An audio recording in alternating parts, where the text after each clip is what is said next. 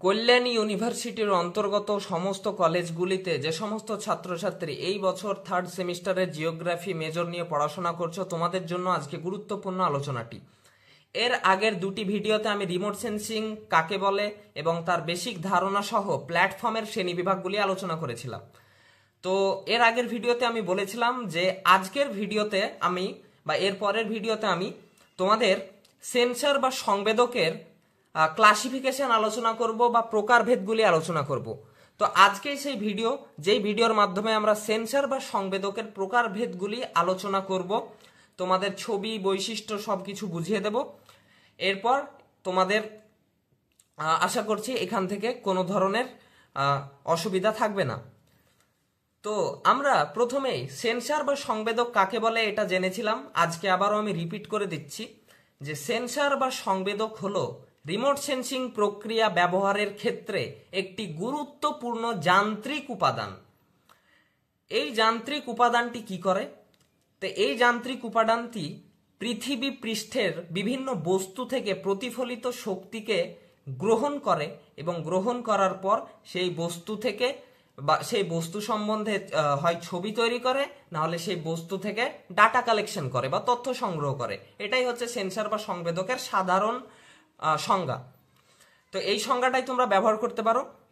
তো সেন্সর বা সংবেদকের সংজ্ঞা আমরা জানি এবং এবার এর প্রকারভেদগুলি আলোচনা করব যে সেন্সর বা সংবেদকগুলি কি কি ভাগে ভাগ করা যায়, কোন কোন বিষয়ের ভিত্তিতে ভাগ করা যায়, এই সব কিছু। তো প্রথম, সেন্সর বা সংবেদককে প্রধানত তিন ভাগে ভাগ করা হয়। তোমরা যখন বিভিন্ন বই পড়বে, তোমাদের বই, তখন সেখানে দেখবে সেন্সর বা সংবেদকের প্রচুর শ্রেণী বিভাগ রয়েছে, কিন্তু অতগুলো পড়ার দরকার নেই। তোমাদের প্রধান তিনটি বিষয়ের ভিত্তিতে শ্রেণী বিভাগ পড়তে হবে এবং এই তিনটি হচ্ছে মেন। তো আমি সেই তিনটি সম্বন্ধে আলোচনা করব। তো এর মধ্যে প্রথম যেই ভাগটি হচ্ছে, এই ভাগটি, সেটা হচ্ছে based on source of energy. এখানে আমরা প্রথমেই ভাগ করব সেন্সর বা সংবেদককে শক্তির উৎসের ভিত্তিতে। শক্তির উৎসের ভিত্তিতে কি সেন্সর বা সংবেদককে কয় ভাগে ভাগ করা হয়? সেন্সর বা সংবেদককে শক্তির উৎসের ভিত্তিতে প্রধানত দুই ভাগে ভাগ করা হয়। এক নম্বর হচ্ছে অ্যাক্টিভ সেন্সর, দুই নম্বর হচ্ছে প্যাসিভ সেন্সর। তো অ্যাক্টিভ মানে হচ্ছে সক্রিয় সংবেদক এবং প্যাসিভ মানে হচ্ছে নিষ্ক্রিয় সংবেদক। আমি তোমাদের কিছু ছবি আগে থেকে তৈরি করে রেখেছি যেন ভিডিওটি খুব বেশি লম্বা না হয়ে যায় আর যাতে তাড়াতাড়ি তোমাদের বোঝানো যায় এই সুবিধার্থে। তো এই ছবিগুলোই তোমরা ব্যবহার করতে পারবে। তো আমরা প্রথমে জানবো অ্যাক্টিভ এবং প্যাসিভ সেন্সর কাকে বলে, তারপর আমরা পরবর্তী ভাগগুলিতে যাব। তো অ্যাক্টিভ মানে হচ্ছে সক্রিয় এবং প্যাসিভ মানে হচ্ছে নিষ্ক্রিয়।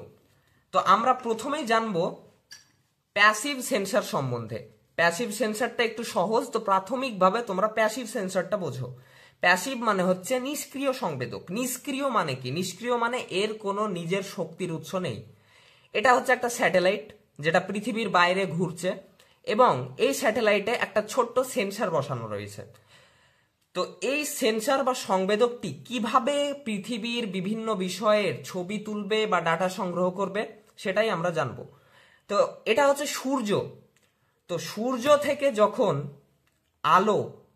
সূর্যের আলো বা ইনকামিং সোলার রেডিয়েশন বা আগত সৌর বিকিরণ, যেটাকে আমরা সাধারণ ভাষায় বলে থাকি সূর্যের আলো বা সানলাইট, এই সানলাইট যখন পৃথিবীতে এসে পৌঁছায়, এখানে আমরা উদাহরণস্বরূপ নিয়েছি একটা গাছকে। এই গাছটাকেই ধরবো আমরা একটা অবজেক্ট বা উপাদান।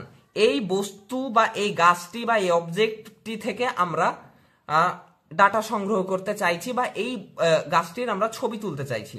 তাহলে কিভাবে তুলবো?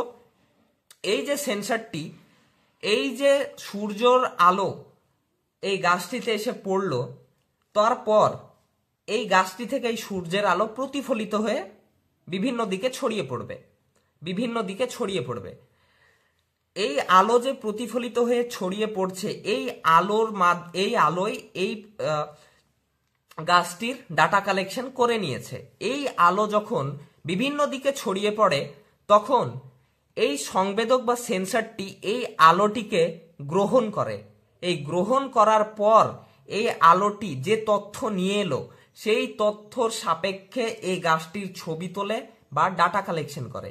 এটাই হচ্ছে প্যাসিভ সেন্সর।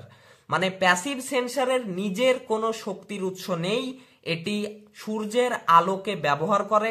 সূর্যের আলো যখন পৃথিবীর বিভিন্ন বস্তু থেকে বস্তুতে পড়ে এবং প্রতিফলিত হয়ে যায়, তখন সেই প্রতিফলিত আলোকে বা শক্তিকে গ্রহণ করার পর সেই বস্তু বা উপাদান সম্বন্ধে ছবি তৈরি করে বা ডাটা কালেকশন করে।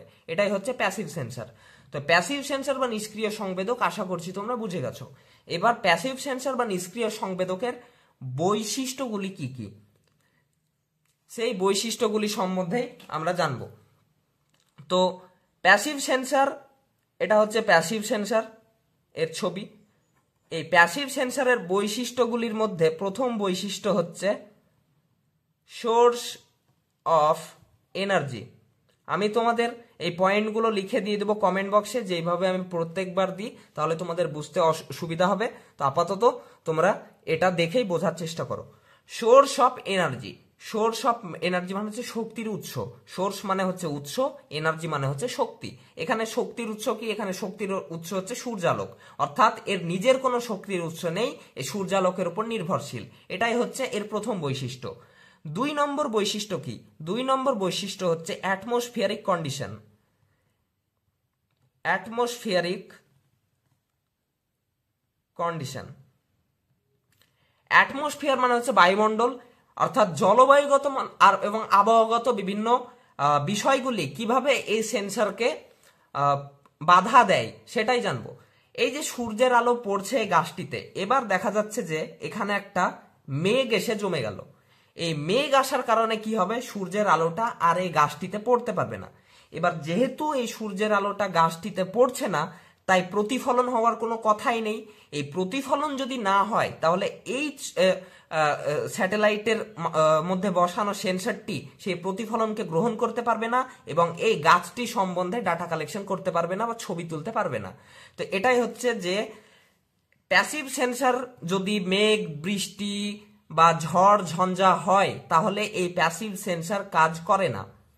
এটা হচ্ছে 2 নম্বরের বৈশিষ্ট্য। 3 নম্বর বৈশিষ্ট্য হচ্ছে অ্যাপ্লিকেশন।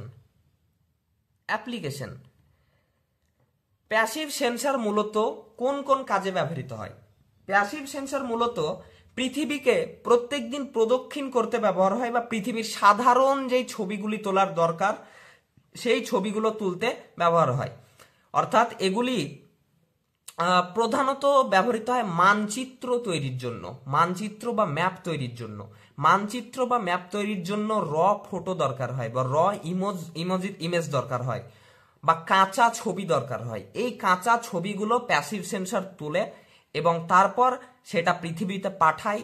এই পৃথিবীতে পাঠানোর পর মানুষ বা বিভিন্ন বৈজ্ঞানিক সেই ছবিকে ব্যবহার করে মানচিত্র তৈরি করে বা ম্যাপ তৈরি করে। যে ধরো পশ্চিমবঙ্গকে 4টি ভাগে ভাগ করে ছবি তুলে পাঠালো এই প্যাসিভ সেন্সরটি, তারপর সেটার মানচিত্র তৈরি করলো। অ্যাপ্লিকেশনের মধ্যে প্রথম হচ্ছে মানচিত্র তৈরি করা, প্রথম ব্যবহার। 2 নম্বর এটার কাজ হচ্ছে পৃথিবীকে নিয়ত প্রদক্ষিণ করার মাধ্যমে পৃথিবী সম্বন্ধে ডাটা কালেকশন করা। এটাই হচ্ছে প্যাসিভ সেন্সরের প্রধান কাজ। 4 নম্বর যদি বৈশিষ্ট্য বলি তাহলে 4 নম্বর বৈশিষ্ট্য হিসাবে আমরা বলবো কস্ট। কস্ট মানে হচ্ছে ব্যয়, অর্থাৎ এই সেন্সরে খরচ কেমন হয়। যেহেতু এ অন্যের আলো নিয়ে কাজ করে, অর্থাৎ নিজের কোনো আলো নেই, তাই একে বেশি খরচ হয় না এই সেন্সর তৈরি করতে বা এই সেন্সর ব্যবহার করতে। অল্প টাকায়, মানে অনেক টাকায় খরচ হয় কিন্তু তুলনামূলক কম টাকা খরচ হয়, তাই কস্ট হচ্ছে লো, অর্থাৎ লো থেকে মিডিয়াম কস্ট হয়। এটা হচ্ছে এর বৈশিষ্ট্য 4 নম্বর। 5 নম্বর এর আমরা উদাহরণ সম্বন্ধে কিছু জানবো। উদাহরণ বা এক্সাম্পল। উদাহরণ বা এক্সাম্পলের মধ্যে রয়েছে লিস 4, অর্থাৎ তোমাদের যখন তোমরা বই খুলবে বা সিলেবাস খুলবে তখন দেখবে যে IRS এবং ল্যান্ডস্যাট সিরিজ বলে একটা চ্যাপ্টার রয়েছে। তো সেগুলো আমরা পড়বো। তো আইআরএস এবং ল্যান্ডস্যাট সিরিজের মধ্যে যে স্যাটেলাইটগুলি ব্যবহার হয় সেই স্যাটেলাইটগুলো সবগুলাই হচ্ছে মানে বেশিরভাগ গুলো হচ্ছে প্যাসিভ সেন্সর, মানে এরা সূর্যের আলোর উপর নির্ভরশীল। তো এটা হচ্ছে এর এক্সাম্পল। তাহলে তোমাদের 5টি জিনিস হয়ে গেল, 5টি বৈশিষ্ট্য তোমাদের হয়ে গেল। যে সোর্স অফ এনার্জি, প্রথমে তোমরা সংজ্ঞা দিবে, তারপরে সোর্স অফ এনার্জি বা তো সোর্স অফ এনার্জিতে কি লিখবে, সূর্যের আলোর মাধ্যমে ডাটা কালেকশন করে বা ছবি তুলে, এর নিজের কোনো শক্তির উৎস নাই, অ্যাটমসফিয়ারিক কন্ডিশন, ঝড় বৃষ্টি মেঘ হলে ডাটা কালেকশন করতে বা ছবি তুলতে পারে না বা বাধাপ্রাপ্ত হয়। অ্যাপ্লিকেশন ব্যবহারে মানচিত্র তৈরি এবং পৃথিবীকে নিয়ত পর্যবেক্ষণের মাধ্যমে তথ্য সংগ্রহ, এটা হচ্ছে এর কাজ। কস্ট হচ্ছে তুলনামূলক high to low to medium cost, মানে খরচ নিম্ন থেকে মধ্য খরচ হয়, মধ্যম খরচ হয়, খুব বেশি খরচ হয় না। এবং এক্সাম্পলের মধ্যে লিস4 দিয়ে দিবে, তাহলেই হয়ে গেল। আইআরএস সিরিজের লিস4 সেন্সার এর একটা উদাহরণ। এটা হচ্ছে আইআরএস সিরিজের একটা সেন্সার। আইআরএস বা ইন্ডিয়ান রিমোট সেন্সিং স্যাটেলাইট সেন্সারের এটা হচ্ছে একটা সেন্সার, যেটা লিস4 নামে পরিচিত। এটা একটা উদাহরণ তোমাদের দিয়ে দিলেই হয়ে গেল, তোমরা বইয়ে প্রচুর উদাহরণ পাবে। তো এটা হয়ে গেল প্যাসিভ সেন্সার। এবার আসবো আমরা অ্যাক্টিভ সেন্সার কাকে বলা হয়। এবার তোমাদের কয়েকটি বিষয় বুঝতে হবে, তোমরা এই বিষয়টি সম্বন্ধে সম্পূর্ণ না বুঝলেও যতটা সম্ভব চেষ্টা করব বুঝিয়ে দেওয়ার।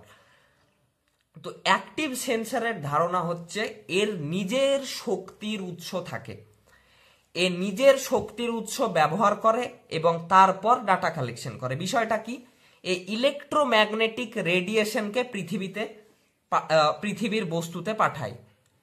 এইভাবে ইলেকট্রোম্যাগনেটিক রেডিয়েশনকে পৃথিবীতে পাঠায়। এই ইলেকট্রোম্যাগনেটিক রেডিয়েশন বিষয়টা কি, ইলেকট্রোম্যাগনেটিক রেডিয়েশন বা ইএমআর তোমাদের প্রচুর বড় একটা চ্যাপ্টার রয়েছে।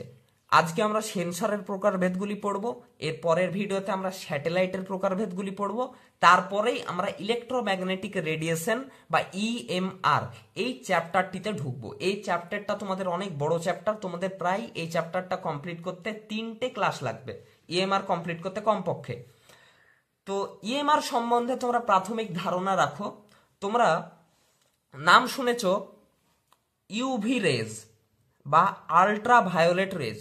ইউভি মানে হচ্ছে আল্ট্রা ভায়োলেট রে, মানে অতি বেগুনি রশ্মি। তোমরা শুনেছ সূর্যের আলো থেকে অতি বেগুনি রশ্মি পৃথিবীতে এসে পৌঁছায়। তো এই অতি বেগুনি রশ্মি তোমরা শুনেছ চোখের ক্ষতি করে, ত্বকের ক্ষতি করে, ইত্যাদি ইত্যাদি, এইসব ক্ষতি করে। আবার তোমরা একটা কথা শুনেছ এক্স রে। এক্স রে কি কাজ হয়, এক্স রে হচ্ছে একটা রশ্মি বা আলো। এ কি কাজ করে, এ মানুষের চামড়াকে, এই মানুষের শরীরের চামড়াকে ভেদ করে চলে যায় কিন্তু হাড়ে গিয়ে আটকিয়ে যায়। যেহেতু মানুষের চামড়াকে ভেদ করে চলে যায় কিন্তু হাড়ে গিয়ে আটকিয়ে যায়, তাই আমরা এক্স রে করার মাধ্যমে হাড়ের ছবি পাই। মানে এই আলোটা এতটাই তীক্ষ্ণ আলো যে চামড়াকে ভেদ করে চলে যায় কিন্তু হাড় ভেদ করতে পারে না, অর্থাৎ আমাদের বোন বা হাড়ে গিয়ে আটকে যায় এবং তারপর আমরা হাড়ের ছবি তুলি। কারোর হাত পা ভাঙলে তোমরা জানো, তোমরা এক্স রে করিয়েছ, তখন তোমরা হাড়ের ছবি পাও। তো এইরূপ এক্স রে, ইউভি রে, এগুলো হচ্ছে ইলেকট্রোম্যাগনেটিক রেডিয়েশন। ইলেকট্রোম্যাগনেটিক রেডিয়েশন হচ্ছে একটা শক্তির রূপ। আলো যেমন একটা শক্তি, তেমন ইলেকট্রোম্যাগনেটিক রেডিয়েশন হচ্ছে একটা শক্তি, যা ইলেকট্রোম্যাগনেটিক, কথাটাই বুঝতে পারছো। ইলেকট্রিক মানে এর মধ্যে ইলেকট্রিক রয়েছে এবং ম্যাগনেটিক রয়েছে, অর্থাৎ তড়িৎ রয়েছে এবং চুম্বক রয়েছে। তো এই তড়িৎ চুম্বকীয় বিকিরণের মধ্যে অনেকগুলি আলো বা রশ্মি রয়েছে। এই রশ্মি বা আলোগুলি কিছু আমরা দেখতে পাই, কিছু আমরা দেখতে পাই না। যেমন সূর্যের আলো যখন পড়ে তখন আমরা সাধারণত 3টি আলো দেখতে পাই, একটা হচ্ছে লাল, একটা হচ্ছে সবুজ এবং একটা হচ্ছে নীল। তোমরা যেই পৃথিবীর যা দেখবে সবগুলো হচ্ছে লাল, নীল এবং সবুজের মাধ্যমে প্রতিফলিত আলো। এই 3টে আলোকেই বলা হয় ট্রু কালার। এই 3টে আলোকেই একত্রে বলা হয় ভিজিবল লাইট, মানে মানুষের চোখে দৃশ্যমান লাইট। মানে মানুষের চোখ শুধুমাত্র এই 3টে লাইটকেই দেখতে পারে।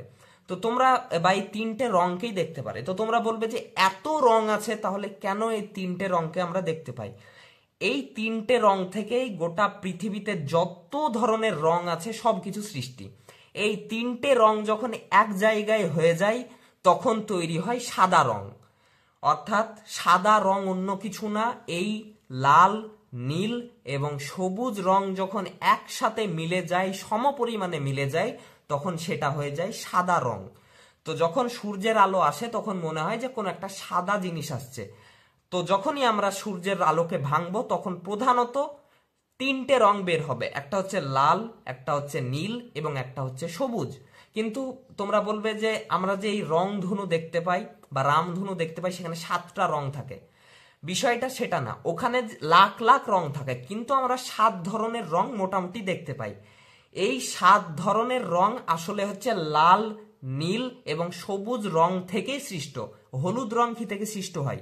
হলুদ রং সৃষ্টি হয় সাধারণত লাল এবং নীলকে অনেকটা মিশ্রিত করলে হলুদ সৃষ্টি হয়, বা কোনো সময় হলুদ এবং নীলকে সৃষ্টি করলে সবুজ সৃষ্টি হয়। তো এগুলো অনেকটা, বা কমলা সৃষ্টি হয় লালের সঙ্গে অন্যান্য রং মিশালে হলুদ সৃষ্টি হয়। তো এগুলো হচ্ছে তিনটে রং, এই তিনটে রঙই একে অপরের সাথে মিশে লাখ লাখ রং তৈরি করে, যার আমাদের কোনো অনুমান নেই। অনেক অনেক রং তৈরি করে, কোটি কোটি রং তৈরি করে। তো এগুলো হচ্ছে লাল, নীল এবং সবুজ রং থেকেই তৈরি হয়। তো এই লাল, নীল, সবুজ রং এটাও হচ্ছে একটা ইলেকট্রোম্যাগনেটিক রেডিয়েশন, যেটাকে আমরা বলি ভিজিবল লাইট বা আমাদের চোখে দৃশ্যমান আলো। মানে এই তিনটে রংকেই আমরা চোখে দেখতে পাই যখন আমাদের আলো পৃথিবীতে আসে এই সূর্যের সঙ্গে। কিন্তু সূর্যের সঙ্গে আরো অনেক কিছু আসে, এক্স রে আসে, ইউভি রে আসে, আরো অনেক কিছু রেডিয়েশন আসে, যেমন ইনফ্রারেড আছে। ইনফ্রারেড মানে অবহেলিত রশ্মি বলে একটা রশ্মি, সেটাও আসে, কিন্তু আমরা সেগুলো চোখে দেখতে পাই না। তো প্রাথমিক ধারণা হিসাবে তোমরা ইলেকট্রোম্যাগনেটিক রেডিয়েশন বা ইএমআর কে মনে রাখো, এটা হচ্ছে এক ধরনের আলো। যখন তোমাদের ইএমআর এর চ্যাপ্টার পড়াবো তখন এই বিষয়গুলো সম্বন্ধে তোমরা ভালো করে বুঝে নেবে। তো এখন তোমরা মনে রাখো ইএমআর হচ্ছে একটা আলো বা একটা শক্তি। তো এই সেন্সার ইলেকট্রোম্যাগনেটিক রেডিয়েশন হিসাবে বিভিন্ন আলোকে, বিভিন্ন আলো, যেমন আমি তোমাদের বললাম ভিজিবল লাইট হিসাবে আমরা তিনটে ট্রু কালারকে চিনি। সেই তিনটে ট্রু কালার হচ্ছে লাল, নীল, সবুজ। এই লাল, নীল, সবুজ রংকে বা এই ভিজিবল লাইটকে পৃথিবীর পাঠালো, বা অন্যান্য আলোকে পৃথিবীতে পাঠালো, যেমন এক্স রে, ইউভি রে, এগুলোকে পৃথিবীতে এই সেন্সার পাঠাতে পারে। তো এই সেন্সার যখন পৃথিবীতে এই গাছটিতে যখন এসে পড়লো, তখন এই গাছটি আবার সেই আলোকে প্রতিফলিত করবে। এই প্রতিফলিত করার পর এই আলোটি আবার এসে সেন্সারে পৌঁছাবে, এবং সেন্সারে পৌঁছানোর পর এই গাছটি থেকে তথ্য সংগ্রহ করে যে আলোটা নিয়ে গেল, সেই আলো থেকে সে ছবি তুলবে, তথ্য সংগ্রহ করবে। তো বিষয়টি খুব সহজ, যে অ্যাক্টিভ সেন্সার মানে হচ্ছে সক্রিয় সংবেদক, অর্থাৎ এর নিজের শক্তির উৎস হিসাবে ইলেকট্রোম্যাগনেটিক রেডিয়েশন বা তড়িৎ চুম্বকীয় বিকিরণকে পৃথিবী পৃষ্ঠে এসে আলোকিত করে বা পৃথিবী পৃষ্ঠে পাঠায়। এবং এই পাঠানোর পর যে অবজেক্টগুলোকে, এটা অবজেক্ট মানে হচ্ছে একটা উপাদান, এই গাছটিকে আমরা উপাদান হিসেবে ধরেছি। তো এই উপাদানগুলিতে যখন সেই আলোগুলো পড়ে এবং প্রতিফলিত বা ব্যাক যায়, তখন সেটাকে এই সেন্সরটি আবার গ্রহণ করে, তারপর এই বস্তুটি সম্বন্ধে ছবি তৈরি করে বা ডাটা কালেকশন করে। তো তোমরা বুঝতে পারছো, এটা হচ্ছে অ্যাক্টিভ সেন্সর, মানে নিজের উৎস আছে, শক্তির উৎস, এবং এটা হচ্ছে প্যাসিভ সেন্সর, অর্থাৎ এর নিজের শক্তির উৎস নেই। ইলেকট্রোম্যাগনেটিক রেডিয়েশনটা সম্বন্ধে তোমরা এখন বেশি ভেবো না, তোমরা এখন শুধু মনে রাখো ইলেকট্রোম্যাগনেটিক রেডিয়েশন হচ্ছে এক ধরনের আলো বা এক ধরনের শক্তি, যা ডাটা কালেকশন করতে কাজে লাগে। যখন আমরা ইলেকট্রোম্যাগনেটিক রেডিয়েশন চ্যাপ্টারটা পড়বো তখন এই বিষয়টা সম্বন্ধে, এক্স রে, ইউভি রে, ভিজিবল লাইট, সবগুলো তোমাদের ক্লিয়ার হয়ে যাবে, কিভাবে তৈরি হয়, কেন হয়, সবকিছু। তো তোমরা মনে রাখো যে শক্তির উৎস হিসাবে ইলেকট্রোম্যাগনেটিক রেডিয়েশনকে পৃথিবীতে পৌঁছায় এই সেন্সার, এবং এই প্রতিফলিত বা ব্যাক যাওয়া শক্তিকে আবার গ্রহণ করে এবং তথ্য সংগ্রহ করে। এ নিজেই আলো পাঠায়, নিজেই গ্রহণ করে, নিজেই তথ্য সংগ্রহ করে। এর জন্য এ হচ্ছে অ্যাক্টিভ সেন্সার, মানে সক্রিয় সংবেদক। এর কিছু বৈশিষ্ট্য হলো, এটাও একই বৈশিষ্ট্য, প্রত্যেকটি বৈশিষ্ট্য হচ্ছে একই। Source of energy, source of energy হিসাবে কি ব্যবহার করে? ইএমআর ব্যবহার করে, অর্থাৎ নিজস্ব শক্তির উৎস আছে। 2 নম্বর অ্যাটমসফিয়ারিক কন্ডিশন। এই যে সূর্যের আলোর মধ্যে, সূর্যের আলো, এই যে ভিজিবল লাইট যখন পৃথিবীতে পড়ে তখন দেখা যাচ্ছে মেঘ চলে এলো। মেঘ চলে আসার পর কি হয়? এই মেঘ চলে আসার পর কি হয়, সূর্যের আলো পৃথিবীতে পড়ে না, এবং এই গাছে যদি না পড়ে আলো, তাহলে এই গাছ থেকে তো আলো ব্যাক যাবে না, তাহলে ডাটা কালেকশন করতে পারবে না। কিন্তু এই এমন ধরনের কিছু আলো পাঠায় যে মেঘ টেগ কিছু মানে না। যেমন তোমাদের বললাম এক্সরে, এক্সরে কি করে, আমাদের চামড়া ভেদ করে চলে যায়, দিয়ে হাড়ে যে আটকে যায়। তো এ মেঘ বৃষ্টি ঝড় কিছু মানে না, কোনো যায় আসে না ও সম্বন্ধে। এ এমন আলো পাঠায় যে সব কিছুকে ভেদ করে এসে এই গাছে এসে পড়ে, এবং এই গাছ থেকে তখন তখন আবার যখন সেটি প্রতিফলিত হয় বা ব্যাক যায় সেই আলোটি, তখন ডাটা কালেকশন করে সেটাকে, বা ছবি তোলে, সেই সেই সেই চিত্র সেই শক্তিকে গ্রহণ করে। তো অ্যাটমসফিয়ারিক কন্ডিশন এর কোনো বাধা নেই, অ্যাটমসফিয়ারিক কন্ডিশনে এর কোনো বাধা নেই, অর্থাৎ মেঘ বৃষ্টি ঝড় বৃষ্টি যে কোনো সময় এ তথ্য সংগ্রহ করতে পারে বা ছবি তুলতে পারে। তো এটা হচ্ছে বিষয়। অ্যাপ্লিকেশন, অ্যাপ্লিকেশন হিসাবে কি কি ব্যবহার হয়, এই যে আমরা এই যে আমাদের সমুদ্র রয়েছে, সমুদ্রের তলে কোথায় তেল পাওয়া যায়, কোথায় সোনা পাওয়া যায়, কোথায় কোথায় তারপর হিরে পাওয়া যায়, এই বিষয়গুলো সম্বন্ধে এই ভিজিবল লাইট, এই সূর্যের যে ভিজিবল আলোটুকু যেটুকু আমরা দেখতে পাই সেইটুকু পৌঁছায় না, কিন্তু এই এমন ধরনের কিছু শক্তিকে পাঠায়, এই ইলেকট্রোম্যাগনেটিক রেডিয়েশনের এমন কিছু শক্তিকে সমুদ্র পাঠায় যে সমুদ্রকে ভেদ করে চলে যায়। ভেদ করে চলে যাওয়ার পর সেখানে কি আছে, কোথায় সোনা আছে, কোথায় রূপো আছে, কোথায় হীরা আছে, কোথায় লোহা আছে, কোথায় খনিজ তেল আছে, কোথায় পেট্রোলিয়াম আছে, সব কিছু বুঝতে পারে এবং সেটা দেখা যায়, এবং সেটাকে তখন মানুষ খোঁজে বা মানুষ সেই তৈল খনি থেকে তেল সংগ্রহ করে। অর্থাৎ অ্যাপ্লিকেশন হিসাবে ব্যবহার করতে পারো যে তারপর অরণ্যর ক্ষেত্রে এই যে গাছে এসে পড়লো, তারপর গাছ থেকে প্রতিফলিত ব্যাক করলো, এই গাছের যে সুস্থ অসুস্থতাও ধরতে পারে, অর্থাৎ গাছটি সুস্থ আছে না মরে যাচ্ছে, না গাছটির অবস্থা কেমন, এগুলো সে ধরতে পারে এবং সেটা ব্যবহার করা যায়। তো অ্যাপ্লিকেশন হিসাবে বা ব্যবহার হিসাবে এই প্যাসিভ সেন্সারের অ্যাক্টিভ সেন্সারের ব্যবহার হিসাবে কি কি আমরা লিখতে পারি। 1 নম্বর হচ্ছে রিসোর্স ম্যানেজমেন্ট। রিসোর্স মানে হচ্ছে সম্পদ। সম্পদ হিসাবে আমরা কি কি বললাম, লোহা, তেল, খনিজ, সোনা ইত্যাদি ইত্যাদি যেগুলো রয়েছে সেগুলো। রিসোর্স মানে হচ্ছে সম্পদ, এটা তোমরা লিখতে পারবে। তারপর হচ্ছে বন বা অরণ্য, অরণ্য ম্যানেজমেন্ট হতে পারে। তারপর হচ্ছে জল ব্যবস্থা বা ওয়াটার বডি ম্যানেজমেন্ট, এগুলো হচ্ছে এর অ্যাপ্লিকেশন বা ব্যবহার, এগুলোতে ব্যবহার লাগে বা ব্যবহার করা হয়। কস্ট, এর হচ্ছে কস্ট, কস্ট মানে হচ্ছে খরচ, এর খরচ অনেক বেশি হয়, কারণ এটা বানাতেও অনেক খরচ হয় এবং ব্যবহার করতেও অনেক খরচ হয়, কারণ ইলেকট্রোম্যাগনেটিক রেডিয়েশনকে তৈরি করার পর সেটা প্রতিফলিত করে। তো এটা এর খরচ এর জন্য বেশি। এক্সাম্পল হিসাবে আমরা সব থেকে ভালো এক্সাম্পল হচ্ছে তোমাদের ফোনের ক্যামেরা। তোমাদের ফোনের ক্যামেরার পাশে দেখবে একটা ছোট্ট লাইট থাকে, সেই লাইটটা জ্বলে, তারপরে তোমরা অন্ধকার কেমন ছবি তুলবে সেটা বিষয় না, তোমাদের ফোনের পেছনে একটা ক্যামেরা আছে এবং পাশে একটা ছোট্ট সাদা লাইট আছে। তো তোমার ক্যামেরার কাছে নিজের একটা শক্তির উৎস আছে বা নিজের একটা আলো আছে, যে ফোনে তোমার একটা ক্যামেরার সাথে একটা আলো বা লাইট বা ফ্ল্যাশ লাগানো আছে।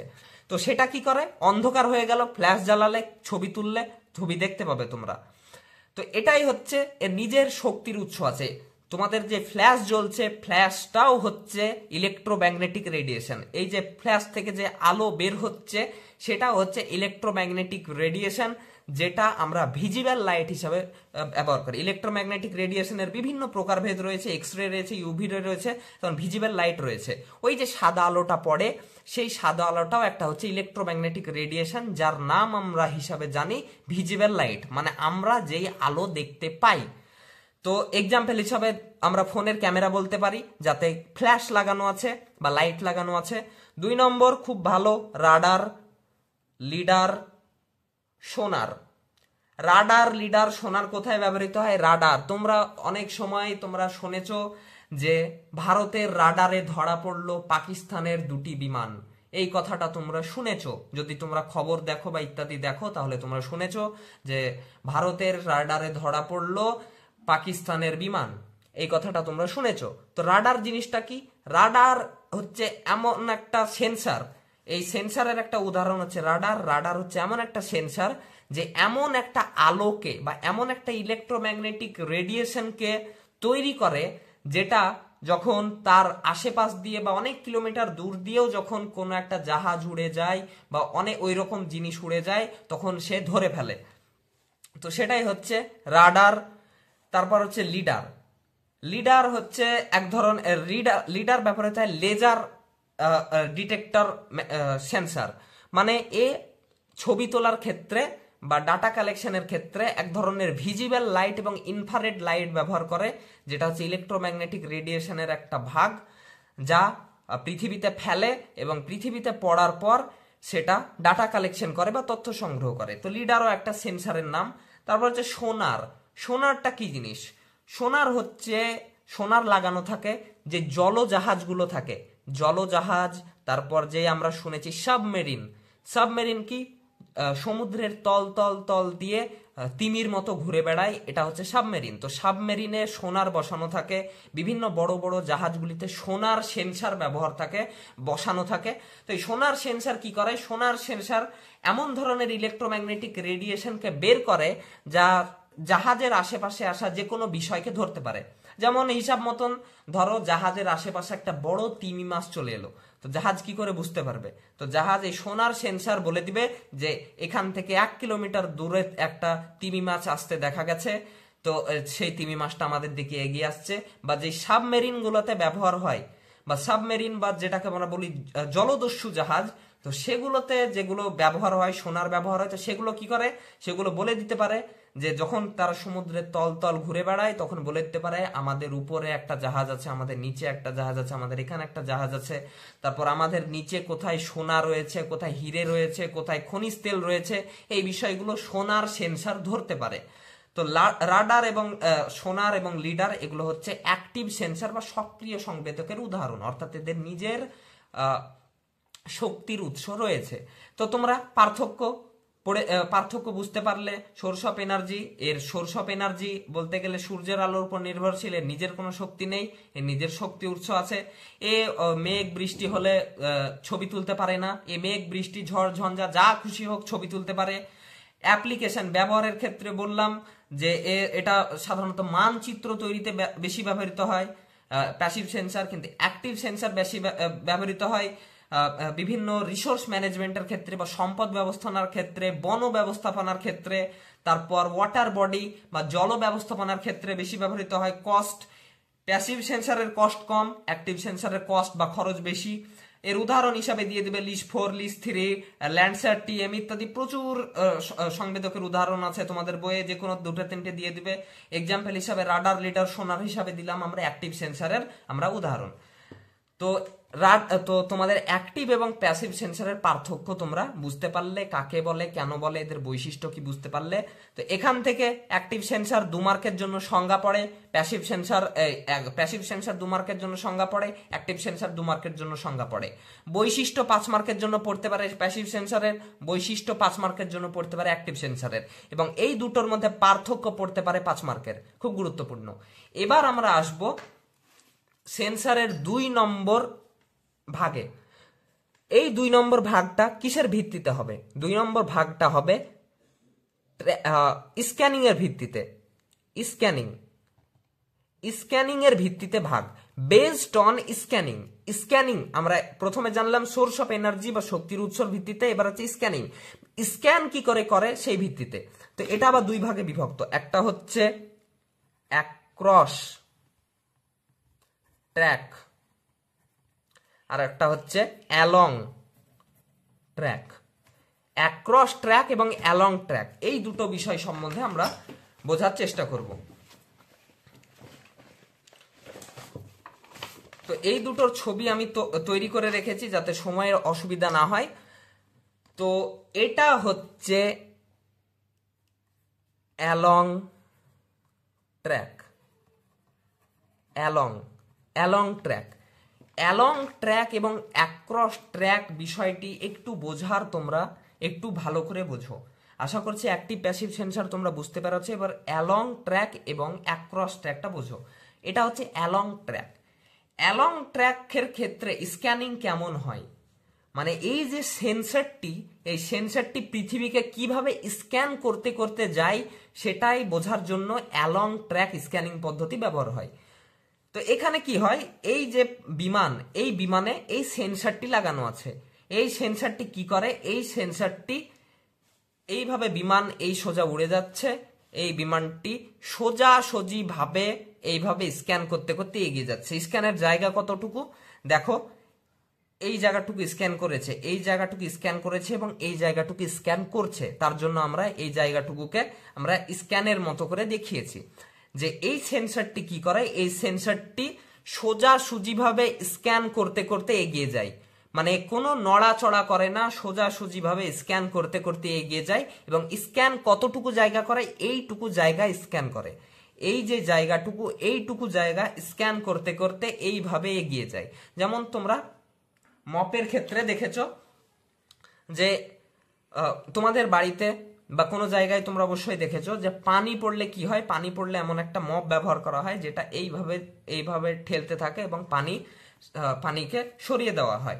তো এই বিষয়টাই ঠিক তেমন, যে এ সোজাসুজি ভাবে ঠেলতে ঠেলতে এগিয়ে যায় এবং এই রকম একটা জায়গা, এইটুকু জায়গা একবার স্ক্যান করলো, তারপরে যখন একটু উড়ে এই জায়গাতে আসবে তখন এই জায়গাটুকু স্ক্যান করবে, তারপর আবার যখন উড়ে আসবে এই জায়গাটুকু স্ক্যান করবে। মানে সোজাসুজি ভাবে এই সেন্সরটি স্ক্যান করতে করতে উড়ে যায়। তো এটা হচ্ছে অ্যালং ট্র্যাক স্ক্যানিং। এই পদ্ধতিকে বলা হয় অ্যালং ট্র্যাক স্ক্যানিং, বা এটার আরেকটা নাম হচ্ছে push broom scanning. Push broom scanning, along track scanning বা পুশ ব্রুম স্ক্যানিং বা পুশ ব্রুম স্ক্যানার। তো তোমাদের পরীক্ষাতে পড়তে পারে অ্যালং ট্র্যাকের জায়গায় তোমাদের দিয়ে দিল যে পুশ ব্রুম স্ক্যানিং কাকে বলা হয়। তো তোমরা লিখতে পারবে যে যেই সেন্সর বা সংবেদক যখন কোন ট্র্যাকের উপর দিয়ে উড়ে যায় ডাটা কালেকশন করতে করতে, তখন সে সোজাসুজি ভাবে ডাটা কালেকশন করতে করতে উড়ে যায়, কোনো ধরনের নড়াচড়া করা ছাড়া। অর্থাৎ সোজাসুজি ভাবে ট্র্যাকের উপর দিয়ে, এটা হচ্ছে ট্র্যাক, এই ট্র্যাকের উপর দিয়ে উড়ে যায়। কোনো যেমন এটা এরোপ্লেনের মাধ্যমে উড়ে যাচ্ছে, তো ট্র্যাকের উপর দিয়ে যাওয়ার সময় সোজাসুজি ভাবে ছবি তুলতে তুলতে বা ডাটা কালেকশন করতে করতে এগিয়ে যায়। এটাই হচ্ছে অ্যালং ট্র্যাক স্ক্যানার বা পুশ ব্রুম স্ক্যানিং। এবার হচ্ছে এটা হচ্ছে across track scanning. Across track scanning, along track scanning এবং অ্যাক্রস ট্র্যাক স্ক্যানিং, এই দুটো প্রকারভেদ। অ্যাক্রস ট্র্যাক স্ক্যানিংটা কি, এর জন্য আমাদের একটু বুঝতে হবে এই বিষয়টা। এই বিষয়টা একটু জটিল। এই যে প্লেনটা দেখছো বা এই এরোপ্লেনটা উড়ে যাচ্ছে এই সোজা, তো এখানে একটা সংবেদক ব্যবহার করা হয়েছে বা সেন্সর ব্যবহার করা হয়েছে। এই সেন্সরটা অতটা তোমাদের বোঝার জন্য না, কিন্তু এই সেন্সরটাকে আমরা দেখো এখানে দাগ দিয়ে বড় করে বুঝিয়ে দেখেছি যে এই সেন্সরটা কেমন ভাবে কাজ করে। তো এই সেন্সরের এই যে অংশটা দেখছো এটার নাম হচ্ছে মোটর। এটার নাম হচ্ছে মোটর। এই মোটরটার একটা জায়গা ঘুরে, এই জায়গাটুকু যেটা দেখতে পাচ্ছ এটা ঘুরতে থাকে। আর এই অংশটার নাম হচ্ছে রোটেটিং মিরর। রোটেটিং মিরর মানে হচ্ছে ঘূর্ণায়মান আয়না। অর্থাৎ এই মোটরটি এই রোটেটিং আয়নাটাকে ঘুরাতে থাকে। তোমরা দেখেছো গাড়িতে বৃষ্টিপাত, মানে যখন তোমরা কোনো চার চাকাতে চাপলে বা বাসে চাপলে বা বিভিন্ন যখন যানবাহনে চাপবে, তখন তোমরা দেখতে পাবে যে বৃষ্টি পড়লে বা কুয়াশা পড়লে কি হয়, তো তারা কাঁচের উপর একটা জিনিস চালিয়ে দেয়। সেই জিনিসটা কি করে, সেই জিনিসটা এইরকম হতে থাকে এবং সেই পানিকে মুছতে থাকে। তো এই বিষয়টাও তেমন, এই যে মোটরটা, এই রোটেটিং মিররটাকে ঘোরাতে থাকে এবং এই রোটেটিং মিররটা ঘোরানোর ফলে কি হয়, এই যে স্ক্যানারটা, এই স্ক্যানার, এটা হচ্ছে রোটেটিং মিরর। এই প্রকৃতপক্ষে একটা স্ক্যানার যে ডাটা কালেকশন করে। যে ডাটা কালেকশনের প্রক্রিয়াটা কেমন হয়, যা তোমরা দেখতে পাচ্ছ যে এটা হচ্ছে একটা ট্র্যাক, এই বরাবর স্ক্যানার এগিয়ে যাচ্ছে, অর্থাৎ এই এরোপ্লেনটা এই বরাবর এগিয়ে যাচ্ছে এবং ডাটা কালেকশন করতে করতে যাচ্ছে। কিন্তু দেখো এখানে তোমরা ছবির মাধ্যমে দেখতে পাবে যে এ ভাগে ভাগে স্ক্যান করছে। যে প্রথমে এই জায়গাটুকু স্ক্যান করলো, এখানটুকু আমরা দেখিয়েছি সবুজ রং দিয়ে, এই জায়গাটুকু দেখিয়েছি নীল রং দিয়ে। তো প্রকৃতপক্ষে এই জায়গাটুকু প্রথমে স্ক্যান করবে, তারপরে আবার এই জায়গাটুকু স্ক্যান করবে, তারপর আবার এই অংশটুকু স্ক্যান করবে।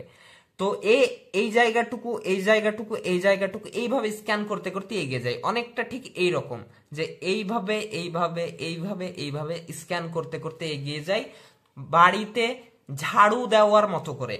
বাড়িতে কিভাবে ঝাড় দেয়, ঝাড় দেওয়ার ক্ষেত্রে ঝাড়ুকে কিভাবে ব্যবহার করে, ঠিক অনেকটা এইভাবে এইভাবে এইভাবে এইভাবে ঝাড় দিতে।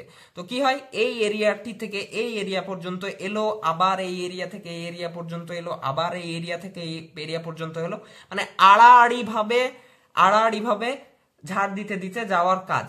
এটাও ঠিক তাই, এই সেন্সারটি যেহেতু ঘুরছে, ঘোরার ফলে কি হচ্ছে, প্রথমে এই জায়গাটুকু সেন্স করলো, এই জায়গাটুকুর ডাটা কালেকশন করলো, তারপর এই জায়গাটুকুর করলো, তারপর এই জায়গাটুকুর করলো।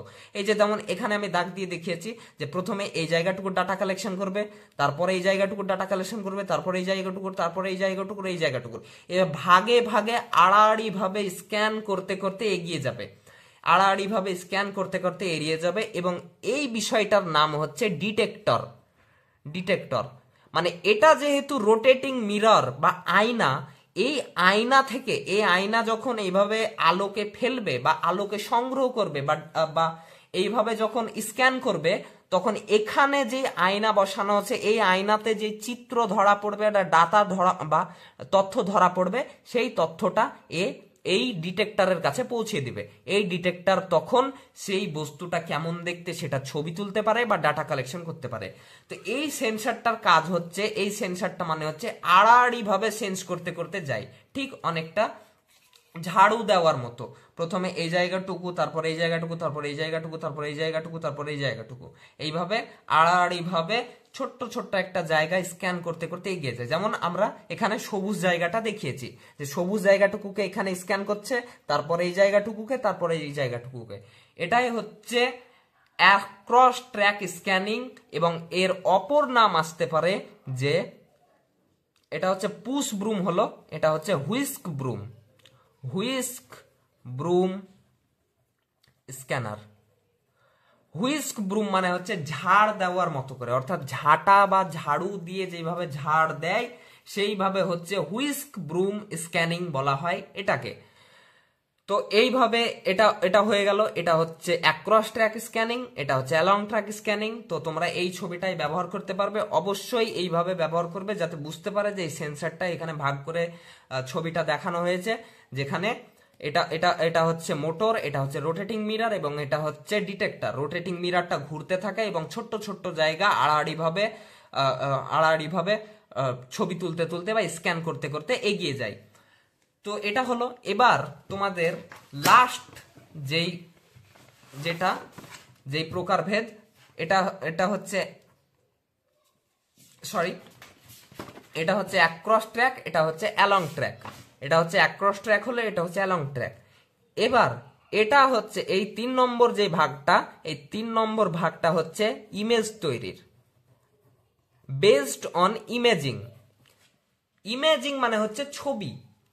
তো এই ভাগটা হচ্ছে যে আমরা স্ক্যানারকে ভাগ করব ছবি তোলার ভিত্তিতে। তো এটা 2 ভাগে বিভক্ত, একটা হচ্ছে ইমেজ তৈরি করে, আর একটা হচ্ছে নন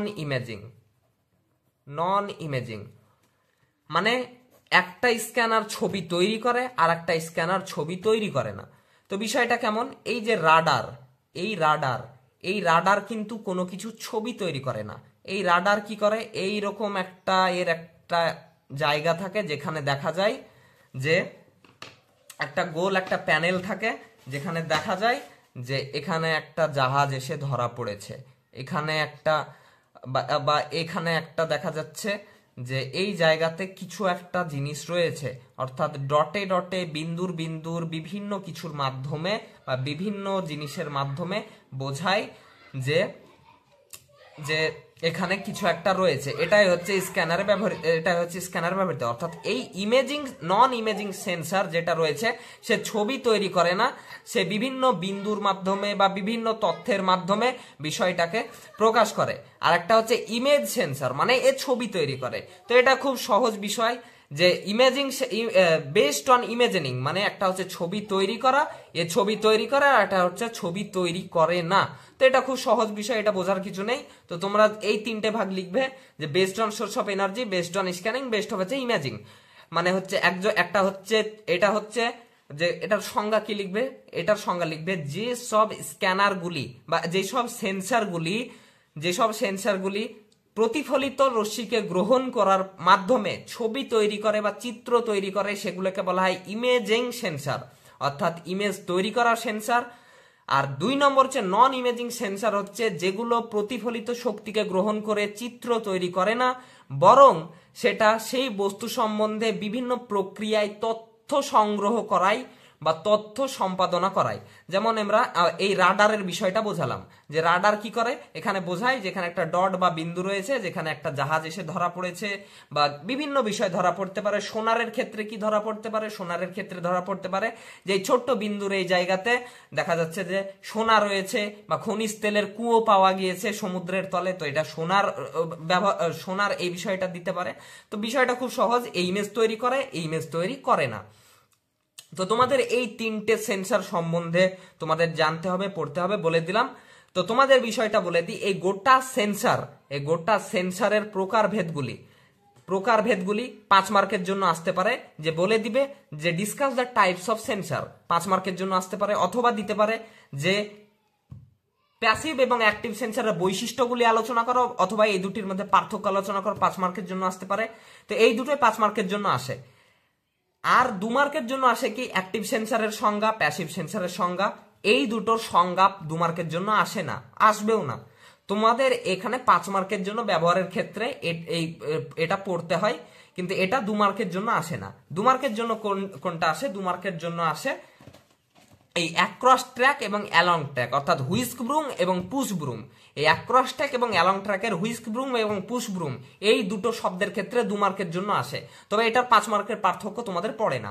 তাই তোমাদের 5 মার্কের কোনগুলো পড়বে বলে দিলাম, আমি লিখে দেবো কমেন্ট বক্সে যে 5 মার্কের 2 মার্কের কোন কোন প্রশ্ন আসতে পারে। তো তোমরা সেই প্রশ্নগুলো পড়ো।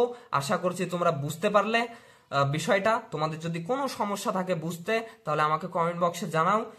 যদি তোমাদের কোনো জায়গায় বুঝতে অসুবিধা হয়, তাহলে আমি পরের ভিডিও যখন করব তখন সেটাতে আমি বুঝিয়ে দেব। তো আজকের মতো এই পর্যন্তই। ভালো থেকো সবাই, ভালো করে পড়াশোনা করো। এবং এর পরের ভিডিওতে আমরা স্যাটেলাইটের প্রকারভেদগুলি পড়বো। স্যাটেলাইটগুলি প্রকারভেদ পড়ার পর আমরা ইলেকট্রোম্যাগনেটিক রেডিয়েশনে পৌঁছাবো, বা ইলেকট্রোম্যাগনেটিক রেডিয়েশন চ্যাপ্টারটা পড়বো। এবং আজকেই তোমাদের রাত্রের দিকে তোমাদের সাজেশন এবং নোটস সম্বন্ধে আলোচনা হয়ে যাবে। সাজেশন তোমাদের দিয়ে দেওয়া হবে, নোটস দিয়ে দেওয়া হবে, তখন তোমরা সমস্ত বিষয়টা বুঝে নিবে। তো আজকের মতো এই পর্যন্তই। ভালো থেকো সবাই, ভালো করে পড়াশোনা করো। তো